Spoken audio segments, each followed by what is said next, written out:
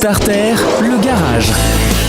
Le garage d'un starter, plus exactement, sur indestar.fr en ce lundi soir. Merci de nous rejoindre. On parle voiture, bien évidemment, dans cette émission. Et on va parler d'une petite voiture qu'on va ranger dans un coin du garage et qui a pourtant marqué les esprits des années 70. Exactement, ça prend pas beaucoup de place. C'est la Renault 5, la R5, la fameuse R5 dont les premiers dessins datent de 1968. Et c'est important de le préciser parce que 68, ça coïncide avec les événements, merci.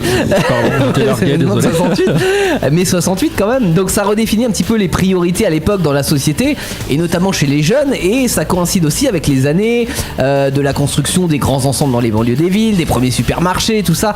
Donc c'est avec tous ces paramètres que la régie Renault à l'époque était à plancher sur une voiture urbaine qui devait être plus, on va dire, hype, plus moderne que la 4L, un peu moins grande aussi, mais qui va en reprendre les aspects pratiques.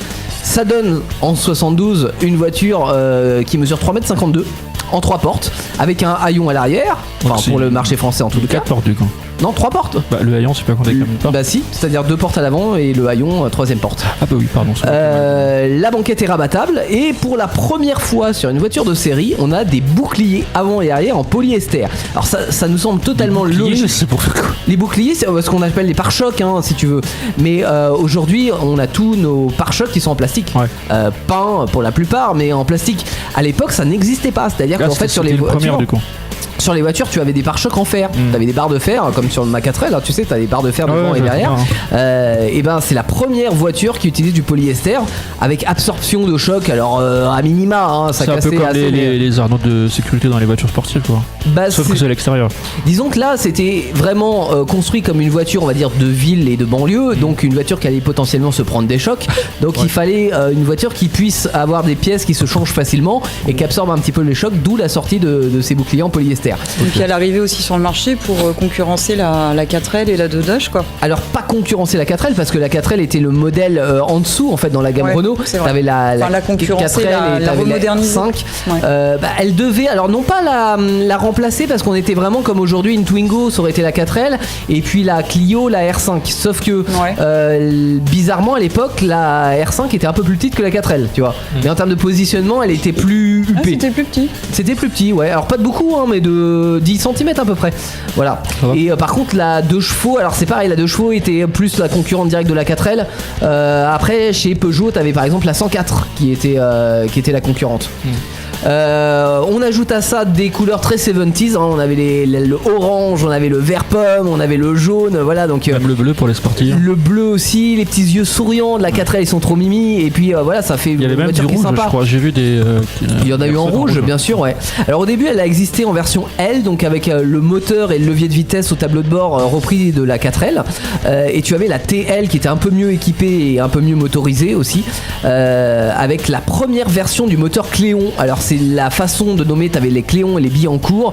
Billancourt c'était en fait c'était là où ils étaient fabriqués, l'usine Billancourt, c'était les modèles que t'avais sur la 4L et les moteurs Cléon qu'on a retrouvé sur la gamme Renault jusque dans les années 90 en version améliorée, même sur la première, la version 1 de la Twingo. Au début t'avais un moteur Cléon, sauf que là t'avais le levier au plancher sur cette version TL contrairement à l'autre. En 74 il y a eu la LS qui est apparue, qui était dite sportive. Bon en vrai elle faisait que 64 chevaux, mais c'était déjà pas mal vu le châssis parce que ça avait quand même des suspensions souples et ça tenait pas hyper bien la route comme je le disais tout à l'heure, donc ça suffisait. Ça a été remplacé en 75 par la TS. Il y a eu la GTL qui est apparue en 76, qui a fait des économies de carburant et qui a rajouté du plastique, notamment des protections un peu partout autour de la carrosserie. En 77 l'Alpine, alors il y avait l'Alpine, la Renault Alpine qui existait depuis les années 60, donc ils ont repris ce terme pour dire on en fait une version sportive, on monte en puissance. En 78 on a une version automatique qui est apparue à gestion électronique, attention mesdames messieurs, c'était de la merde mais ça avait le mérite d'exister. Et puis il y a une version série limitée qui est apparue qui s'appelait Le Car, qui a été produite à 6000 exemplaires, et en fait Le Car c'est le nom qu'ils avaient donné à la R5 sur le marché américain parce qu'ils avaient lancé la R5 sur le marché américain en tant que Le Car, ça avait bien fonctionné. Donc on s'est dit on va faire une version limitée, Le Car en France. En 79 ils nous mettent une nouvelle planche de bord. Pourquoi pas, plus de plastique. 80 révolutions, il passe enfin à la 5 portes. Donc t'avais la version 3 portes et la version 5 portes de disponible. En 82, il y a la TX et l'Alpine qui deviennent turbo pour aller jusqu'à 110 chevaux. Qui est beaucoup. Il y en a qui sont pris des platanes avec ça. Et puis en 85, on laisse la place à la plus 5 que la 5, c'est-à-dire la Super 5, qui se fera elle-même remplacée en 90 par la Clio, mais ça c'est une autre histoire. Alors au total, c'est un immense succès la R5, c'est plus de 5 millions d'exemplaires vendus. C'est surtout parce que 5 millions, on peut se dire ouais, c'est même pas la moitié de la 4L, mais en même temps elle a une carrière beaucoup plus courte parce qu'en fait elle a été vendue donc de 74 à 85 et de 74 à 83, soit quasiment toute sa carrière, elle a été juste numéro 1 des ventes en France. Voilà. Donc c'est vraiment la voiture française des années 70 avec la bouille sympa, un coût d'entretien qui est ridicule, ça consomme peu pour l'époque, tout est hyper simple et super bien pensé. Il y a une très bonne visibilité, contrairement à dans ta Mégane 3 coupé, n'est-ce pas Jolan ? Et en plus aujourd'hui on peut craquer parce qu'on trouve encore des pièces. Par contre, il faudra faire attention à la tenue de route, comme j'en parlais.